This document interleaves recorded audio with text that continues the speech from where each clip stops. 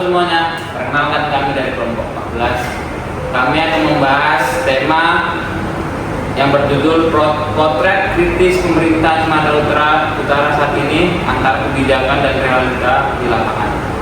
Sebelum masuk ke temanya, sebelum masuk ke pembahasannya, perkenalkan saya Franjen Baratsumadinta dengan NIM 247645.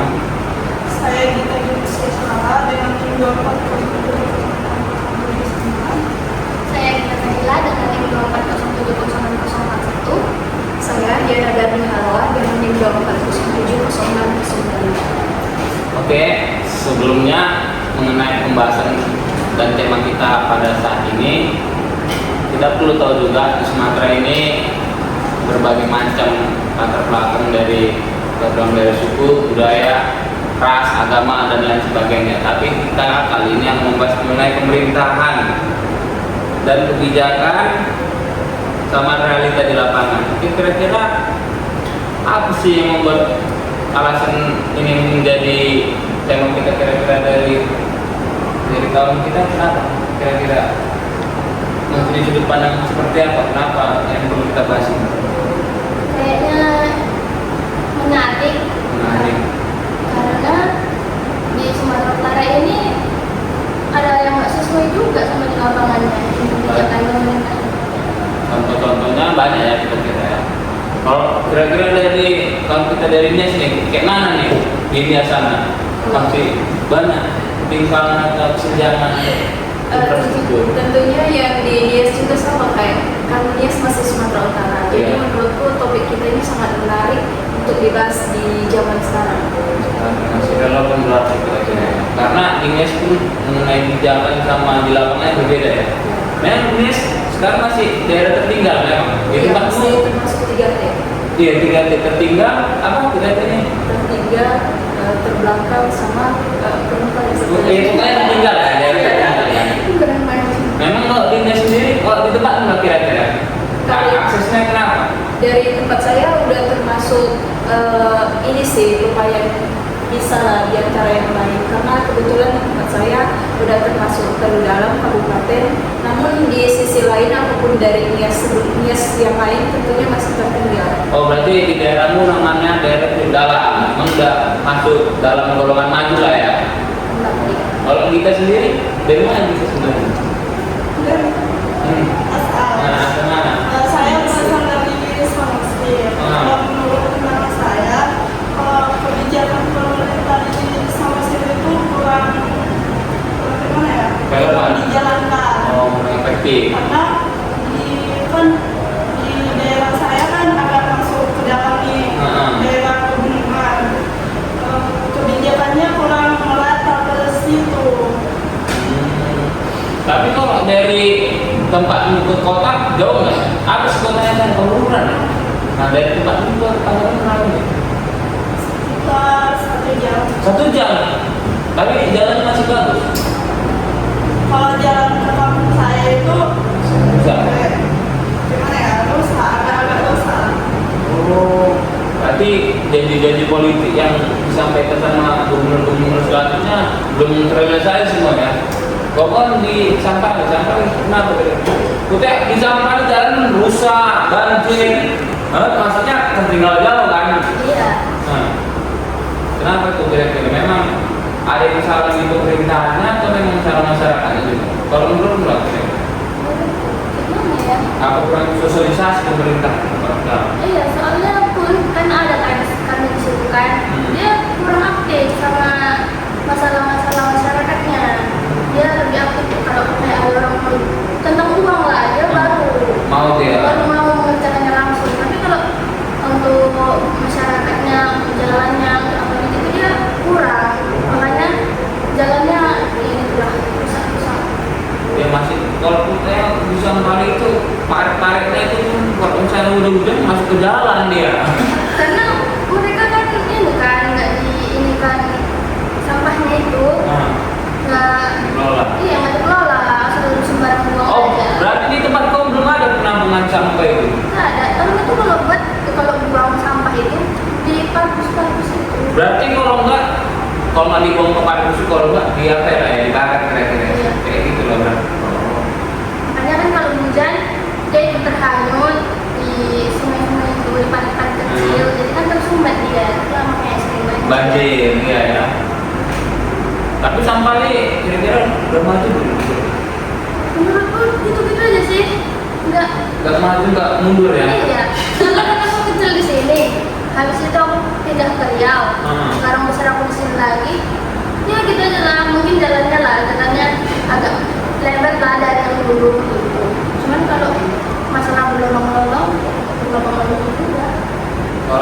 Kalau di daerah itu nama daerah Menteng 7. Jadi Menteng 7 itu pesisir sungai. Jadi di daerah itu, apalagi di rumahku itu bantaran sungai itu. Jadi kalau banjir itu mau airnya itu ke permukaan lagi, tapi nggak banjir yang semuanya gitu, nggak sampai menenggelam ke rumah. Nah, kalau misalnya siap banjir, sisa-sisa sampah, pasir, batu-batu kayu itu masih ada. Kemarin Bobby sama jajarannya itu waktu menjadi wali kota sampai sekarang menjadi gubernur, bilangnya kayak gini sama warga Menteng 7. Kami akan ke Menteng 7 itu memperbaiki, kan kalau di tempat kami itu membuangan sampah itu kan kalau kalian kan buang ke parit kan, kalau kami enggak, kami buang ke sungai. Enggak. Itulah sebenarnya apa ya, kemarin pun DPR dari Medan pun ada tuh namanya Dapur Pemuda Sinaga, dia menyampaikan kepada kami memberi solusi kepada masyarakat kami untuk pengadaan sampah di tempat kami. Jadi masyarakat nggak buang sampah ke sungai, tapi sampai detik ini realita yang di lapangan bukti belum ada gitu. Sampai berapa ya, dua kali menjabat dia sekarang DPR, tapi tetap sama aja. Jadi sampah-sampah itu nggak langsung dikelola sama pemerintahan kita, tapi langsung dibuang aja sama masyarakat kita ke sungai. Itulah sampai ke sungai Grand juga, sungai Percuma. Itu terakhir nih. Berarti kira-kira apa seharusnya yang kita lakukan sebagai anak muda? Menurut kau lagi apa sebenarnya? Kita demo pun nggak dengarkan. Nah, kita demo nggak didengarkan. Kalau kita gerak sendiri pun nggak, kayaknya kurang ini ya. Kan nanti pikirnya mereka yang ini, kita yang enggak. Jadi gimana ya? Gitu. Gimana? Solusi menurutmu harus seperti apa? Kalau dari kau, apa yang kita lakukan? Apa kita berdialog? Perlu berdialog Sama masyarakatnya, sama pemerintahan sih terutama. Iya, Berdialog ya. Kalau ini sendiri, kalau seperti apa dari kira-kira? Setahu bentar ya. Setahu kalau ini itu masih ada ketua-ketua adat yang menjembatani antara mereka. Iya, itu masih ada istilah bangsawan. Jadi yes, itu masih ketat aturan juga sama adat istiadat yang sangat erat. Sampai sekarang kebijakan ataupun untuk di kalangan IAS itu kan masih dibilang masih tertinggal karena biasanya kan anak muda zaman sekarang kan udah gak bakal lagi tinggal di IAS, otomatis akan pergi merata ataupun kuliah atau mengejar cita-cita. Karena mereka udah tahu dari IAS itu sendiri mata pencarian tidak ada, juga termasuk alokasi yang memang belum maju. Jadi otomatis orang-orang di sekitar situ juga orang-orang yang tua yang disebut bangsawan ngatur orang yang masih di bawah mereka. Jadi otomatis sampai sekarang di situ termasuk kalangan yang belum maju. Belum maju berarti gubernur di sana berarti gubernur bupati di sana nggak ada mau berdialog sama kalian bukan sebagai seorang mahasiswa ada gubernur bupati setempat. Sebenarnya ada, cuman walaupun kita mahasiswa mencari solusi agar IAS itu maju, tentunya kalau suara yang nggak banyak ataupun suara kita hanya beberapa saja, tentunya kita kalah. Tapi kalau misalnya dimulai dari sekarang, dimulai dari diri kita sendiri, mungkin IAS itu sendiri akan maju seperti orang-orang di sekitar kita. Berarti kira-kira kalau menjembatani dari bangsawan pun nggak bisa juga, dari mahasiswanya pun susah juga kan. Pasti memang harus dari sekarang lah kira-kira. Berarti salah satu upaya yang kalian lakukan sebagai mahasiswa IAS itu membentuk satu kelompok untuk menyuarakan ini gitu kira-kira. Dengan mereka seperti itu. Kalau dari Kamu tuh kayak mana kira-kira pandangannya? Kalau kami nih ya, kami sama juga sama dari kelompok NIS juga. Kami membentuk kelompok itu kayak kelompok apa ya?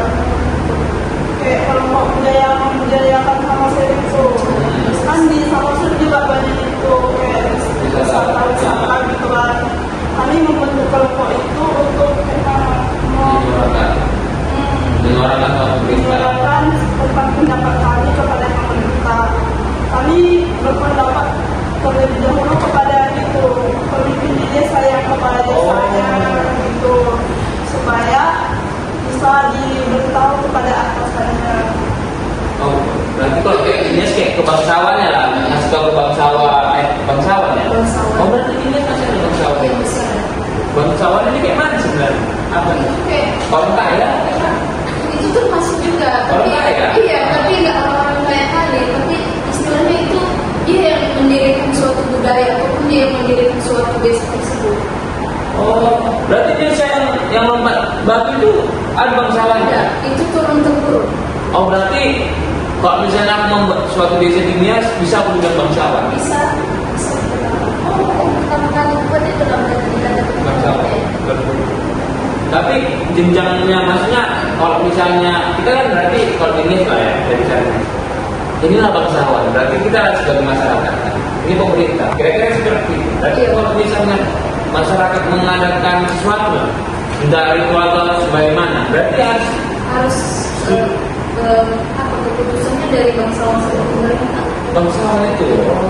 Jadi sama itu yang kayak ibarat kata, kenapa nih nggak bisa maju dari bangsawannya juga berpengaruh? Iya, termasuk juga karena mereka kayak memberikan aturan itu agak ketat gitu. Jadi kayak di kalangan sekarang kan jadi karena zaman sekarang pun kayak pikirannya pun agak kacau. Jadi kan lebih baik pergi dari situ pergi merantau.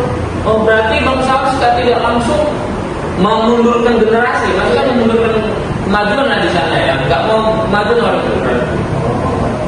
Aku pernah juga ada kawan dari Nias Barat, dia pernah bilang kayak gini, sebenarnya di kami itu mau anak-anak muda itu maju, cuma ketua-ketua adat di situ nggak mau maju. Bahkan orang itu rela mati untuk mempertahankan desa itu. Gitu ya. Kan bisa mungkin ada kayak gitu juga. Di bangsawan. Nah, Kalau di kami nggak ada lagi. udah jelas berarti. Ya. Kalau di Sambali cuma sekedar kepala desa ada kan? Tapi mayoritas di Sambali Jawa. suku aja, bukan etnis lain juga. Enggak.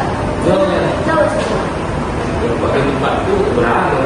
Toba ada, Karwa ada, campur cuma mayoritas Toba. Tapi baru-baru ini karena ada perumahan baru itu di tempatku itu banyak mayoritas Chinese. Jadi toko-toko Chinese itu langsung gimana kan kalau orang Chinese juga kan? Pokoknya kalau ada toko di Medan itu rata-rata udah orang itu yang punya. Oke lah, kembali lagi sama kebijakan yang Sumatera Utara. Kira-kira kan optimis nggak sebagai anak muda? Tapi satu-satu katanya. Gimana optimis nggak yang Sumatera Utara yang maju? Di realita lapangan sama kebijakan kan agak nggak sinkron ya? Informasi dulu. Ya kalau aku ya, ya kita harus optimis ya kan. Kita nggak boleh pesimis jadi mahasiswa pun untuk biar Sumatera Utara ini maju. Tapi mau biar nggak pesimis itu jadi susah karena nengokkan pemerintahannya yang apa ya? Iya, yang sehat ya. Bingung. Tapi tetap ada rasa optimis di dalam diri. Iya. Karena kan mau gimana pun kita kan juga pengen maju dari Daerah-daerah lain. yang lain gitu kan. Apalagi kalau dulu di Riau ya, di Riau tinggal minimal itu. Kalau aku di kampung kan, soalnya kan di kampung dari Riau itu. Ya aku merasa sekarang aku makin maju soalnya dulu gak ada listrik kan. Aku dulu masih di sana merasa tidak ada listrik. Jalannya rusak, ya jalan tanahnya rakyat kan. Kan kalau hujan rusak parah.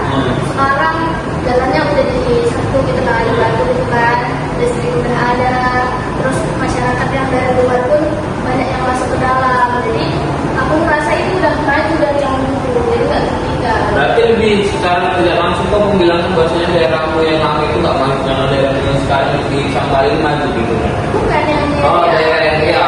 Kalau yang di sini, aku merasa malah gitu-gitu aja dari kecil sampai sekarang. Karena kayaknya malah makin tambah. Mundur. Kayak makin tambah nggak benar gitu. Rasaku gitu. Tapi kok optimis, Iya. optimis kemajuan. Dari lokal, dari tempat usaha, menurutmu gimana optimis ya pas mau pembangunan yang ada di sana?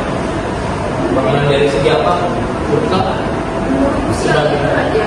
Kalau misalnya kita sebagai mahasiswa, sebagai anak muda, otomatis kalau memang kita ada tujuan atau harapan, pasti sebenarnya akan tercapai. Cuman di kalangan sekarang tuh nggak tahu lah, nggak tahu karena modern mungkin, jadi kayak nggak tahu lah pikiran-pikiran sekarang tuh agak gimana ya, kacau. Jadi kayak mereka itu nggak memikirkan hal-hal yang maju, tapi mereka masih memikirkan ada kekacauan sama ego sama apa namanya itu takut ya mungkin itu sih menurutku. Takut ya. Takut kenapa sebenarnya kalau? Sebenarnya dari aku sih sebenarnya agak takut karena kenapa? Di sini kan agak ketat gitu, jadi kayak ada sesuatu yang memang ada faktornya. Kenapa aku bisa takut itu karena aku hanya sendiri. Mungkin kalau ada yang lain pasti akan tercapai tujuan tersebut. Oh berarti yang kayak tadi lain kembali, berarti harus memang bersama-sama gitu ya. Oh berarti memang sampai pecah ya di sana. Pecah karena menurutmu karena apa? Faktornya banyak. Salah satunya ada. Salah satunya ya karena aturan-aturan itu lah yang bikin macam. Aturan-aturan dari bangsawan itu. Bangsawan berarti kalau misalnya aku tinggal di desa ini kok gini, bangsawan kenapa sebenarnya kalau? Sebenarnya dari aku sih sebenarnya agak takut karena kenapa? Di sini kan agak ketat gitu, jadi kayak ada sesuatu yang memang ada faktornya. Kenapa aku bisa takut itu karena aku hanya sendiri. Mungkin kalau ada yang lain pasti akan tercapai tujuan tersebut. Oh berarti yang kayak tadi lain kembali, berarti harus memang bersama-sama gitu ya. Oh berarti memang sampai pecah ya di sana. Pecah karena menurutmu karena apa? Faktornya banyak. Salah satunya ada. Salah satunya ya karena aturan-aturan itu lah yang bikin macam. Aturan-aturan dari bangsawan itu. Bangsawan berarti kalau misalnya aku tinggal di desa ini kok gini, bangsawan ini, aku tunduk sama bangsawan ini. Bisa dibilang nggak kayak gitu. Tapi kalau aku pindah ke bangsawan B, desa B, aku tunduk sama bangsawan B juga. Iya sebenarnya sekarang memang nggak harus ada kayak gitu, tapi nggak tahu lah mungkin pikiran-pikiran zaman dahulu sih Iya. aku. Memang kayak gitu. Dan peran pemerintah sama peran bangsawan itu lain ya. Beda. Beda. Berarti kalau misalnya pemerintah mengeluarkan ini, bangsawan beda lagi. Beda. Beritanya A, bangsawannya B. Dua-duanya sama-sama keras kepala. Masyarakatnya aja. Kalau di sana itu kira-kira?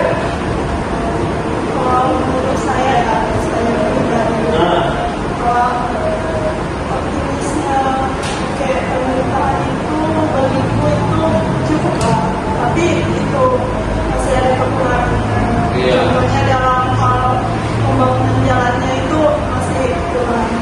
Sampai kalau jalan sampai itu ke kampung kami itu lumayan kayak udah usah. besar gitu.